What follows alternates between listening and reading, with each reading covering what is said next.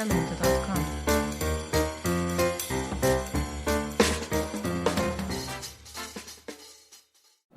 Boa noite, estamos aqui com o professor Sandro Costa Martins, da Escola SEG Cursos Técnicos. O que te levou a escolher essa profissão? Boa noite.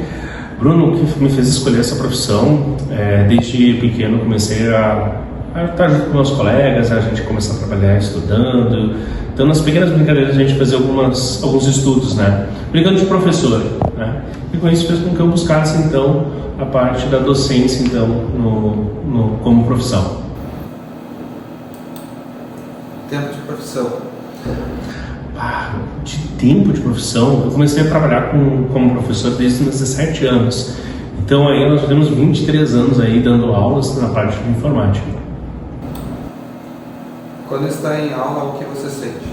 Cara, é maravilhoso quando a gente está em aula, porque está transmitindo conhecimento, ver o aluno absorvendo, né, entendendo a matéria, ou às vezes até mesmo tendo aquela dificuldade que é super natural e ele começa a buscar o próprio esclarecimento, consegue compreender. Esse crescimento não tem nada que paga, ele é muito bom. Eu particularmente me satisfaz bastante.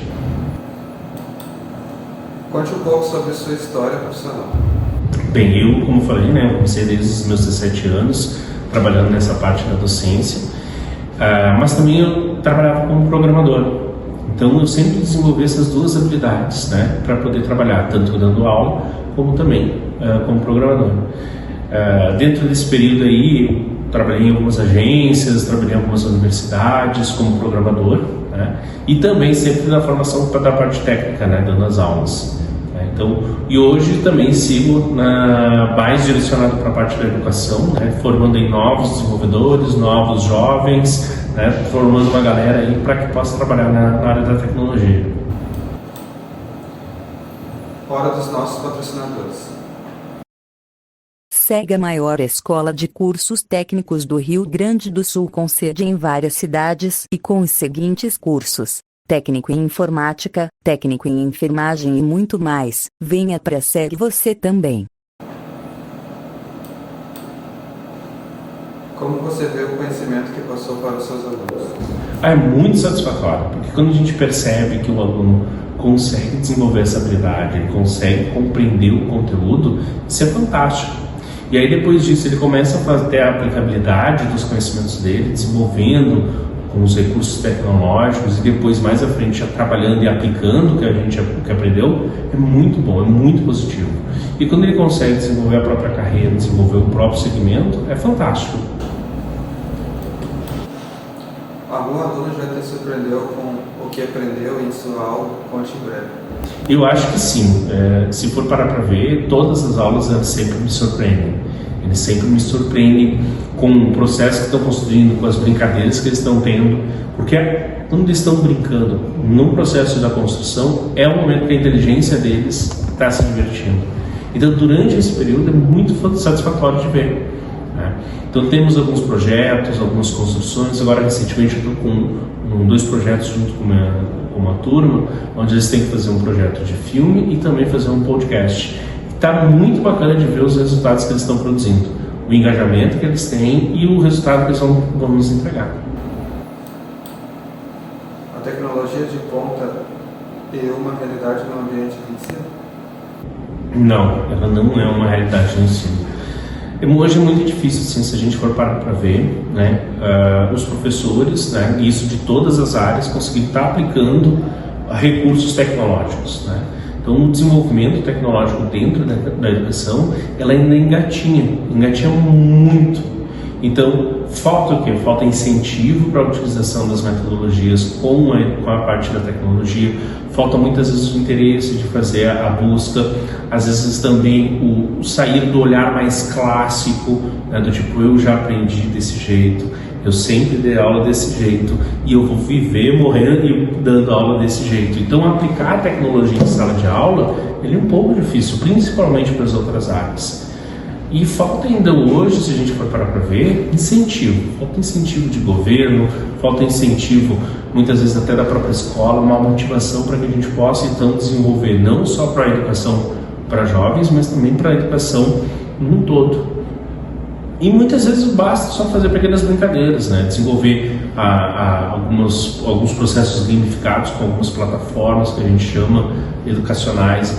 Tu pode construir isso. Tu pode, ao invés de fazer, por exemplo, uma prova, tu pode fazer um Kahoot, que é apenas um jogo, só que esse jogo também é uma metodologia de poder estar avaliando um aluno.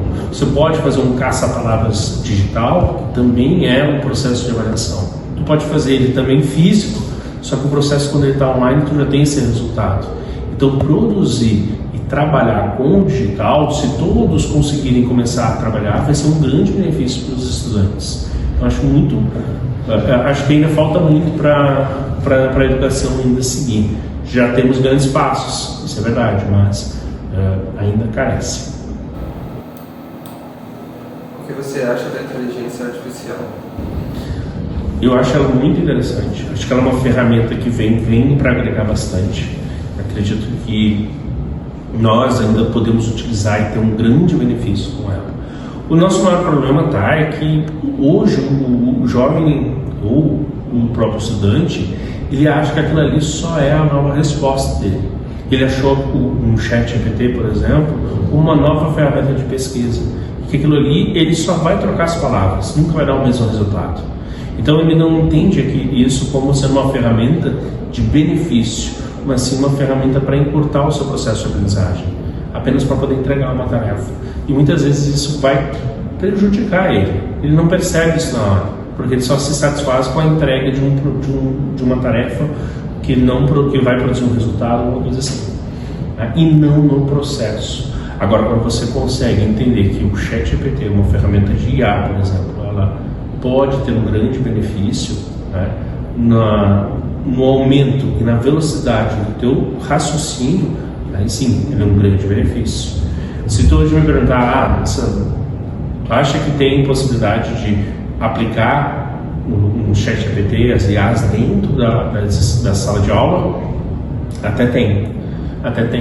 Só que o problema está no poder de adaptação dos jovens. Então, quando você vai lá e aplica, muitas vezes, a utilização, ele simplesmente se adapta para poder utilizar isso da melhor forma possível, né? Agora, utilizar o ChatGPT em todas as ferramentas como algo que vai ter para o teu benefício, no sentido de maximizar o teu aprendizado, isso eu concordo. Aí sim, podemos utilizar, então, IAs dentro do nosso processo. Você faz uso da tecnologia e inteligência artificial? Depende. Como programador, muitas vezes eu utilizo quando eu preciso saber uma função muito rápida. Então, quando eu preciso de algum código, alguma coisa que seja muito mais rápido, ao invés de fazer uma pesquisa, tu pode utilizar ele. Mas a boa leitura, muitas vezes, da documentação, ela é muito mais ágil também para o teu processo de construção, do teu processo de raciocínio. Então, muitas vezes vale a pena. Então, depende muito do momento. Em sala de aula, eu evito de utilizar, justamente por causa desse processo junto com o estudante. Muitas vezes ele não sabe como lidar com a ferramenta. E por mais que a gente tente trabalhar um pouquinho esse processo, fica um pouquinho mais difícil. Esses dias eu estava vendo uma reportagem que eu achei bem bacana, que foi de um professor. Ele é um professor de português e ele fez a utilização do ChatGPT. Só que ele fez o processo contrário. Geralmente a gente pede para um aluno, tu pode escrever uma redação que fale sobre tal assunto. E os alunos vão fazer o quê? Muitas vezes eles acabam encurtando o processo e vão lá no ChatGPT e pedem para ele poder escrever a redação para eles, né? E esse professor ele fez o contrário. Ele simplesmente fez os textos, né? Botou alguns nomes e entregou para esses alunos, pediu para que eles corrigissem os erros de português que ali estavam, né? E os alunos começaram a fazer essas correções e tudo mais, e eles acharam e fizeram várias críticas referente à escrita, né, daquelas pessoas. No final de toda essa dinâmica, esse professor falou, não, é que esse texto aqui é o que é entregue no ChatGPT, é eu que construí ele, eu que montei. Quando ele mostra isso para os alunos, eles ficam surpresos, né? Então, qual que é o ponto positivo disso? Ele mostra para o próprio público que aquela dificuldade que o ChatGPT tem de fazer certas montagens dentro do processo do texto, né, eles também vão ter quando eles usam isso. O senhor acredita que a geração que você ensina irá fazer evolução da tecnologia inteligente? Olha, eu acredito que ainda estamos engateando nesse processo. Eu acho que não nessa geração, eu acho que ainda vai vir as novas evoluções das IAs, e aí eu acredito que na próxima geração, sim, a gente vai conseguir fazer com que elas possam compreender a utilização e os benefícios das IAs. Mas nessa geração, a própria IA ela também não está satisfazendo com as entregas que a gente precisa. Então, quando nós conseguirmos evoluir um pouquinho mais as IAs, acredito que também a gente vai conseguir evoluir na utilização delas. Então, acredito que num futuro mais breve aí, os jovens vão saber como interagir melhor com a IA, obtendo os conhecimentos necessários e conseguir depois futuramente fazer a aplicação dos conhecimentos. Você tem algum receio com quem ensina sobre mal uso? Eu acho que sim. Todos os momentos a gente sempre tem que tem os dois lados, né? Vai muito da conduta e da forma ética em como cada um foi criado e acredita, né?